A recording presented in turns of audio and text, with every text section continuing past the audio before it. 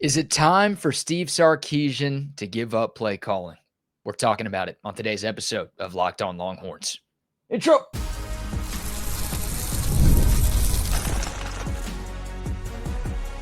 You are Locked On Longhorns, your daily podcast on the Texas Longhorns. Part of the Locked On Podcast Network, your team every day. Welcome in. You're locked on to the Texas Longhorns. I'm your host, BK Brad Kellner, Texas grad, Austin local, and longtime sports radio host here in the Lone Star State. Thank you for making Locked On Longhorns a part of your day every single day. We're free and available wherever you get your podcast and on YouTube. Please like, subscribe, turn on notifications, and remember to leave a comment. That's one of the fastest ways to help us grow right here on Locked On, your team every day. Today's episode is brought to you by Mazda.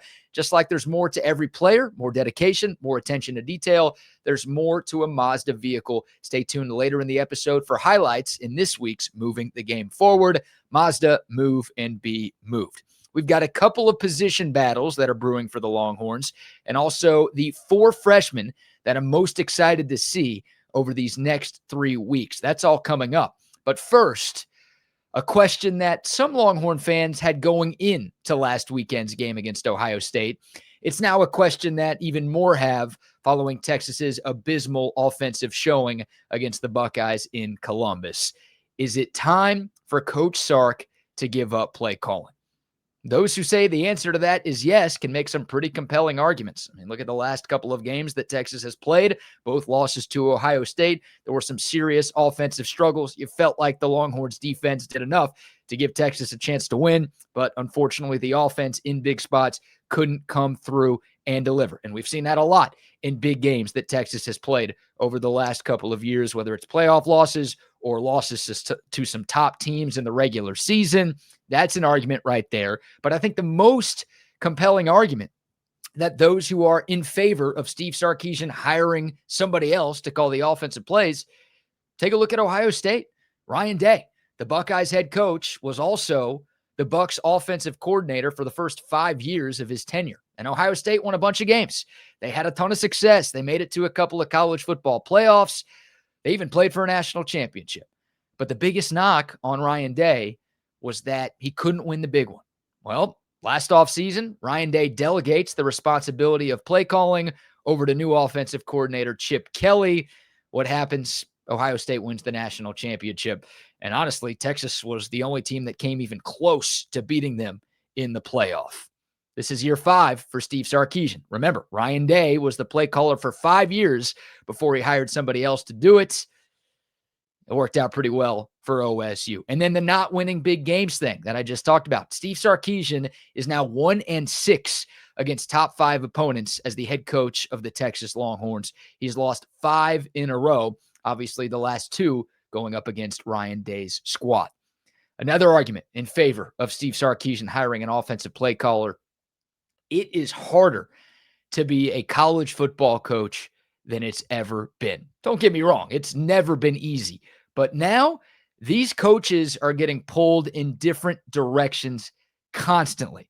I mean, college head coaches have to navigate the NIL world. They have to communicate with donors about contributing money. They need to talk to the players about different NIL deals, not only in the offseason, but during the season. NIL is a 24/7, 365 thing nowadays. And of course, head coaches are still in charge of recruiting. They're still in charge of developing. They're still in charge of the transfer portal. I mean, it's a lot. And every day it feels like it gets more difficult to be a college football coach. And then specifically with Steve Sarkisian's situation, he's got to deal with the politics that going into being the head coach at the University of Texas. We all know that's a thing. You have to be able to play that game. You have to be a people pleaser. You need to get people on your side. That's a big part of why Tom Herman got shown the door as quickly as he did, right? He wasn't good at it. Not everybody understands how to manage that part of being a Texas football coach. Mac Brown was great at it. Tom Herman, not so much. So every coach does more now than ever before. At Texas, it's even more than for any other coach in college football. Like in the NFL, you've got a general manager who handles your roster, and you've got a bunch of scouts who can help him navigate it. And you also don't have donors that you have to deal with all of the time. And like players are under contract, and during the season, they're not coming up to you asking you for more money. Like being a coach in the NFL is largely football related. So I think it's easier to call plays and be a head coach in that league than it is in college because, again, you are constantly being pulled in 100 different directions and you're having to manage this, that, and the other. I don't know how you find time to come up with an offensive game plan and even figure out what you're going to do in terms of calling plays. Another interesting argument in favor of bringing in somebody else to call the offensive plays. The last college coach who called plays that went on to lead his team to a national championship, Jimbo Fisher in 2013 at Florida State. That was 12 years ago. Think about how much has changed in this sport since 2013. There wasn't even a playoff yet. That was the last year of the BCS before we adopted the 4-team CFP. Obviously, we've expanded that already. We're going to be expanding that even more starting next year. Like, nobody knew what NIL even was. The transfer portal wasn't a thing. Conferences were totally different. I mean, everything in this sport was different. So it was impressive back then for Jimbo to be able to do both. But nowadays, it'd be even more impressive because it's even more difficult to handle all of the day-to-day responsibilities that goes into being a major college football coach. It is a hard job. That's the point I'm trying to make here. It is a hard job.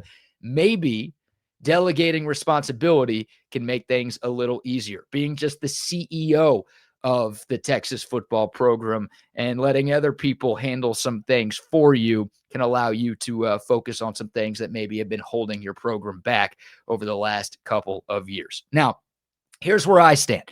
Steve Sarkisian isn't going to make any sort of hire midseason. He's not going to fire himself or demote himself and bring somebody else in to do this job. Sark is going to be the offensive play caller for the remainder of 2025, for better or for worse. And hey, Texas has been to the semifinals of the college football playoff in each of the last 2 seasons. Sark is the only coach or play caller, for that matter, who could say that. So, for everyone out there who says Steve Sarkisian absolutely sucks at play calling, come on. I mean, y'all remember the 12 years of Longhorn football before 2023, right? Like, Steve Sarkisian's play calling is a big part of why Texas is where it is as a program right now. And honestly, it's a big part of why Texas even hired him in the first place. They saw what Steve Sarkisian did as an offensive play caller at Alabama for a couple of years under Nick Saban, including on that national championship team in 2020. And they liked that. They wanted that here in Austin. And of course, it was Chris Del Conte who made the hire. That's a big reason why Sark is here in the first place. Again, he was the offensive coordinator there, not the head coach, but I know they loved the play calling aspect of what Steve Sarkisian brings to the table. I'm not ready to make a move yet. Again, it's not going to happen in the middle of this season, but it shouldn't happen in the middle of this season. Let's see how the rest of the 2025 year plays out. Like, you can't just say, oh, this offense is going to suck for all of 2025 because of what happened in week 1. Let's see how this thing plays out. Now, if some of the problems that plagued the Texas offense in 2023 and 2024 continue to be problems throughout all of 2025, then okay, there's a discussion. And let's say Texas goes 9-3 this year and they miss the college football playoff. Okay, there's a fair discussion. Maybe Texas does sneak into the playoff, but they lose in round 1, so it's a little bit of a step back from where they've been the last couple of seasons. Then again, it may be worth revisiting this conversation. But right now, I mean, I think Sark has earned the right to continue calling plays for at least the rest of the year, at least the rest of the year. And if it's Steve Sarkisian's decision, I think he wants to be the offensive play caller for the entirety of his tenure here at Texas. I think Ryan Day's hand was kind of forced because of, again, not being able to win the big one. I think in Sark's perfect world, he loves calling plays. He loves the job that he has right now. It's not too much work for him in his mind, so he wants to keep that thing going. We'll see what happens. But just like I'm not giving up on Arch Manning as this team's quarterback after game 1, I'm not giving up on Steve Sarkisian, the play caller, after game 1 either. What say you? Again, very controversial, very polarizing debate going on amongst Longhorn fans right now. And it's not just Texas fans. I think everybody around the college football world has an opinion on this matter. But I want to hear from you. If you're watching on YouTube, comment below. Are you still confident that Steve Sarkisian is the best option to call offensive plays for Texas? Or do you think he should consider doing what Ryan Day did and bringing in somebody else to take over? All right, let's shift gears here.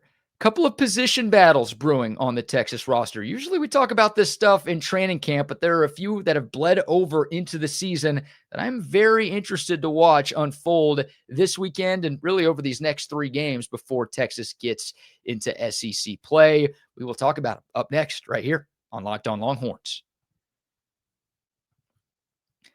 Oh, but first, a word for our friends at Upside. Are you still paying full price for gas? Stop leaving money behind. Get real cash back every time you fill up with the free Upside app. Simply download the Upside app in the App Store or in Google Play right now and start earning cash at the pump today. Use my limited time promo code FOOTBALL and you're going to get an extra 25 cents back per gallon on your first fill up. You can make up to $300 a year just from buying the gas that you already needed. You don't have to do anything different. It sounds too good to be true, but this is totally legit. Real people are getting paid just to make their daily commutes, and you can too. So don't let this offer drive on by. Download the free Upside app using my limited time promo code FOOTBALL, and you're going to get a 25 cent per gallon bonus. Again, that's promo code FOOTBALL on the Upside app. Offers vary by user and location. Go to upside.com for terms and conditions.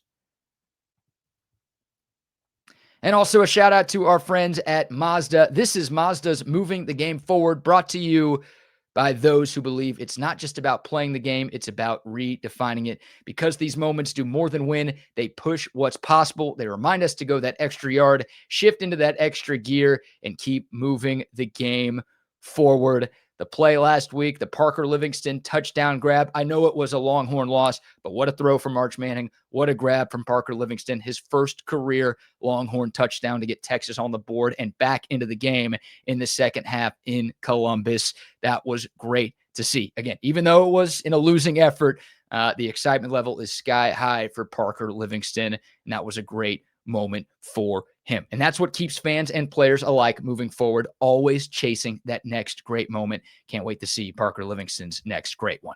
When you follow what moves you, the unexpected is only the beginning. And just like there's more to every highlight, there's more to every Mazda vehicle. Mazda, move and be moved. All right, welcome back to Locked On Longhorns, your team every day. We've put together a survey to learn more about our listeners and make your favorite podcasts even better. Go to lockedonpodcast.com/survey to get started. Everyone who completes the survey will be entered for a chance to win one of 10 $100 Amazon gift cards. All right.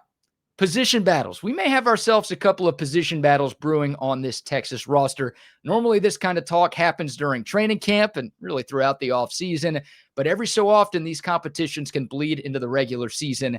And when you're talking about a roster as deep and talented as this 2025 Longhorns roster is, it should come as no surprise that a few number 2s and even number 3s are pushing for starting jobs. So we've got one on offense and one on defense that are worth monitoring over these next 3 games before we get to SEC play.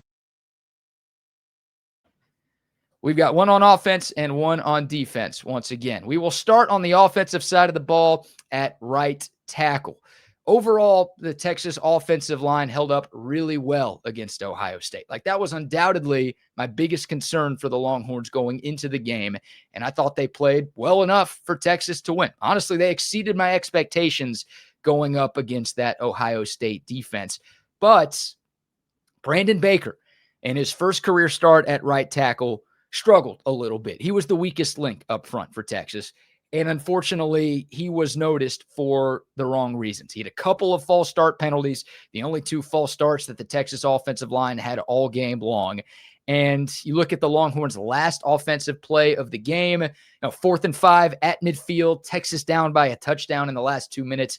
Baker just decided to not block Ohio State edge rusher C.J. Hicks, who had a free run at Arch Manning, forcing Arch to throw the ball a little quicker than expected. Even though the pass was completed, Jack Endry stopped a couple yards short. ball game over right there. Now, Steve Sarkisian said that was an offensive line communication issue. I don't know if that's all on Brandon Baker. I do know Brandon Baker was the closest guy to CJ Hicks, and he just didn't block him. So that was bad. Baker graded out as the worst player, not only on the Texas offensive line, but on the entire Texas offense, according to Pro Football Focus. And I'm not saying Brandon Baker's a bust or you should give up on him or anything like that. First career start on the road, hostile environment against a great team. It's a tough spot. And I don't think he was like completely overmatched for all 60 minutes or anything like that, but worth monitoring. And even though Texas is pretty thin on the offensive line, especially after the Andre Kojo injury in camp, they do have Nick Brooks, the 6'7", 350-pound freshman from Georgia, who has been very impressive since getting to Austin for spring ball. Now, Brooks got a number of reps with the ones during training camp at both right tackle and left tackle. So if he continues to improve, he could potentially take over at right tackle. Like these next 3 games, Nick Brooks is going to play. So this coaching staff is going to get a real-life look at what they've got with him. And maybe by October 4th, the game at Florida, Nick Brooks has shown enough to be in the starting 5 up front. Texas did start Connor Stroh kind of out of nowhere last weekend. Stroh had 0 career college snaps going into this year. They started him. He played well. This staff isn't afraid to do things like that. So Brandon Baker's got to up the game a little bit because I think Nick Brooks is coming. On defense, I still wonder if the second cornerback spot is up for grabs. Manny Muhammad is your number 1. He's one of your starters on the outside. There's no question there, and there shouldn't be. I'm not sure if Jalen Gilbo has completely locked down the other side of the field. He was, for the most part, good against Ohio State, but he did get beat by Carnell Tate on that long Buckeyes touchdown pass in the second half. And Gilbo graded out as the 15th best defender for Texas. Out of 23 guys who received grades, Gilbo was 15th. So it was fine. And again, he played 45 snaps in that game against the Buckeyes. That was more than any Texas corner not named Manny Muhammad. So Jalen Gilbo is your leader in the clubhouse for that number 2 corner spot. But I just think Texas has a few studs behind him on the depth chart that are going to see some run in these 3 September games that could maybe push for a starting spot later on. Kobe Black is your most obvious candidate, right? He played 16 snaps in Columbus. He didn't show up in the box score, no tackles, no PBUs, nothing like that, but he did grade out a little bit higher than Jalen Gilbo did. And Kobe Black was a guy getting rave reviews throughout camp. This staff is really high on him, the former 5-star in year 2. His future's bright. He's going to get a chance to show what he's got over these next 3 weeks. And it's not just him. Cade Phillips, another 5-star, the true freshman, a guy who flipped over from LSU at the very end of the recruiting cycle. I think he's the real deal. You keep hearing really good things about him. People I talk to behind the scenes are very excited for what Cade Phillips is going to be during his Texas career. He's going to be a major player in this secondary before his time in Austin is all said and done. Another guy that we're going to see over these next 3 weeks. Do we see him beyond non-conference play? You'd love to have depth. This coaching staff always talks about the importance of depth. So even if neither of those guys overtakes Jalen Gilbo as your other starting corner, being able to rotate those guys in and out and feel good about everybody who sees the field, that's a good situation for Dwayne Akina, Mark Orfe, and this Texas secondary to be in. And then I'll throw in Warren Roberson's name too. More known for his special teams work at Texas, a highly touted corner coming out of high school, a third-year player, a guy who appeared in all 16 games last season for Texas. I think he is going to get some run, not only on special teams, but also on defense here, starting this weekend against San Jose State. So, yeah, be on the lookout. Again, Jalen Gilbo wasn't like a major liability. I thought for the most part he played really, really well against Ohio State. But I wonder, because that battle was kind of hotly contested during camp. And again, you saw Kobe Black play a decent number of snaps a couple of weeks ago. I wonder if that spot could be up for grabs. It is worth paying attention to. What say you? Any position battles that I missed? Do you think Brandon Baker could lose his job? Do you think Jalen Gilbo could lose his job? Always love hearing from y'all. All right, one segment to go on a Thursday edition of Locked On Longhorns. Diaper dandies, baby. All right, it's not college basketball, but hey, some Texas freshmen that I'm really excited to see make their Longhorn debuts this weekend. I'll give you my top 4 next right here on Locked On Longhorns. But first, a shout out to our friends at DoorDash. It's almost the weekend. It's time to look back and crown this week's MVP on Who Delivered, powered by DoorDash. Just like you can win every Saturday with DoorDash Streaks, saving more every time you order. These players delivered when it mattered most. Let's break it down. For the Texas Longhorns, man, the entire defense played well, but Grayson Littleton, the freshman, in his first career Texas game, he delivered in a huge way, making a couple of big-time plays against the best receiving core in college football. Littleton graded out as the best Texas defender in that Week 1 matchup against Ohio State. He came through. No hesitation, no delay. I'm excited for what he's going to do. I think it's the start of a special streak for Grayson Littleton. And just like Grayson Littleton delivered for the Longhorns, DoorDash delivers your Saturdays. With DoorDash Streaks, you save every Saturday you order. Stack it up all season, and you could save up to $250, including $100 in DoorDash credits. Order this Saturday. Keep the streak alive. Fuel your game day only with DoorDash. Terms apply. Promo period through November 18th. All right, final segment on today's Locked On Longhorns. Young players that I'm most excited to see over these next 3 weeks. Texas is going to have plenty of opportunities over these next 3 games to get some young guys their first collegiate snaps as they prepare for SEC play. And again, Steve Sarkisian and every Texas assistant coach has talked a ton about the need for depth. There's no better time to manufacture that depth than when you're at home against Sam Houston and UTEP and San Jose State over these next 3 games. Plenty of youngsters are going to get to play. I'm excited for all of them, but here are the 4 that I'm most looking forward to seeing making their Longhorn debut. So this does not include Grayson Littleton because he played last week. Dalen McCutcheon's not in here. These are guys who have not played a snap at Texas, who I think, again, will be playing on Saturday and will be playing a bunch in these next 3 games. We're going to start with the redshirt freshman, Christian Clark. Of course, a guy who missed all of the 2024 campaign with a torn Achilles. He's number 1 on my list. The rest of these aren't in any order. This one is Christian Clark, the player that I'm most excited to see make his Texas debut this weekend. The Bijan Robinson comparisons. The Bijan Robinson comparisons. He told us how to pronounce his name, so I got to make sure I pronounce it right. It's a sharp choice. Texas's old running back coach said that Christian Clark reminds him of Bijan Robinson and that those guys have some similar traits.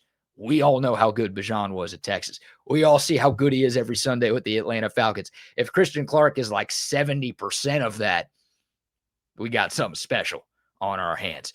I think if that Achilles is right, and he was out there in the spring, out there in the summer, out there in the fall, it sounds like he's good to go. He's 100%. That Achilles is right. He might have the most make you miss ability out of anybody in that Texas backfield. And you're looking for a Jaden Blue type. Think about how big Jaden Blue was in the passing game out of the backfield for Texas. Christian Clark might be the closest thing to Jaden Blue that you have on this roster right now. I think this dude could be a home run hitter. That's what I'm hearing from people behind the scenes. I haven't seen it with my own eyes outside of a practice. I cannot wait to see Christian Clark. I was a little bummed that he didn't play last weekend. Texas ran it pretty well with Trey Wisner and CJ Baxter, so maybe that's why. But, man, I hope Christian Clark is worthy of the hype, because if he is, talk about a 3-headed monster. Wisner, Baxter, and Clark. Ooh, doggy. So he's number 1 for me. The other 3, wide receiver Khalil Lockett is on the list. Top 20 player in this class. Number 2 wide receiver in this class.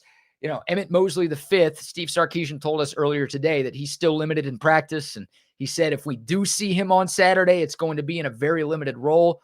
I don't think Sark is going to rush Emmett Mosley back for a game that Texas is a 36.5-point favorite in.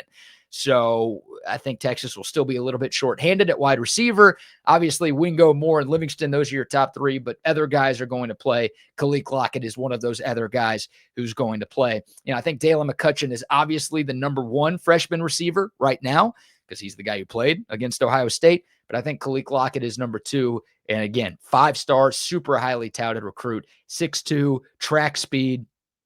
Yeah, I hope he makes some things happen out there in these next 3 weeks. And then moving over to defense, Jonah Williams. Yes, that Jonah Williams, who took Longhorn Nation by storm with the way he performed during the baseball season in the spring. He's finally back. He's been dealing with a hamstring issue, during training camp, honestly, throughout the offseason, during training camp, and he wasn't really available leading up to the Ohio State game. He's finally back. He's finally practicing. I'm not 100% sure he's going to be out there this weekend, but at some point in these next 3 weekends, he'll be there. He is a stupid good athlete.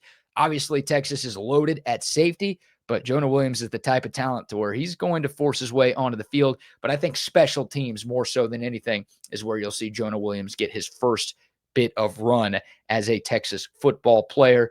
I think down the road, he's this team's return man. I don't know if down the road is this year, probably not. But I think 2026, 2027, Jonah Williams could be your punt returner. And go watch some highlights from him as a returner down at Galveston Ball. Yeah, you're going to be okay with that prediction right there. So finally, we get to see Jonah Williams, the football player, after what he did on the diamond. And then last but not least, Cade Phillips. Talked about him a little bit last segment, right? A lot of buzz about him during fall camp. You look at what Grayson Littleton did. I don't think Cade Phillips is on that level. But Grayson Littleton, true freshman, unbelievable that he played as much as he did in Columbus, and even more unbelievable that he played as well as he did against that group of receivers in that spot on the road. Cade Phillips, 5-star defensive back, another guy who's been turning a lot of heads during practice. Could he be that next freshman defensive back who gets to play? He's got the talent. Again, he's going to get his opportunities. I cannot wait to see what this kid is all about. This Texas secondary, man, obviously good right now, but they have maybe recruited that position room better than any other on this roster, and that's saying something because they've recruited pretty well pretty much everywhere. A secondary, the future is so freaking bright for them. So Cade Phillips, the fourth and final name on my list. Plenty more you can mention. Justice Terry's on that list, Josiah Sarma, Myron Charles, Jamie French. The list goes on and on. Jordan Washington as well. So many guys who have yet to play for Texas will get their opportunities this weekend in what is hopefully an easy win for the Longhorns. I want to see like 60, 70 different players, maybe even more than that, see time against San Jose State. All right, that's going to do it for today's episode. If you made it this far, thank you very much. Number 2, please remember to like, subscribe, turn on notifications, rate 5 stars, and leave a comment. Really do appreciate y'all's continued support of the show. For your next listen, check out Locked On Bets with my man Lee Sterling and Kevin Rogers. It's your one-stop shop for all of your sports betting needs, expert analysis, game picks, the lock of the day. They're giving out free plays all the time. Find Locked On Bets on YouTube or wherever you listen to your podcast. We'll have an in-depth preview of Texas San Jose State tomorrow, plus some sound from the head coach as the Longhorns get ready to open up their home slate here in 2025. But that'll do it for today. Thanks so much for tuning in. Until next time, horns up, mic's off. We'll see y'all soon. This is Locked On Longhorns.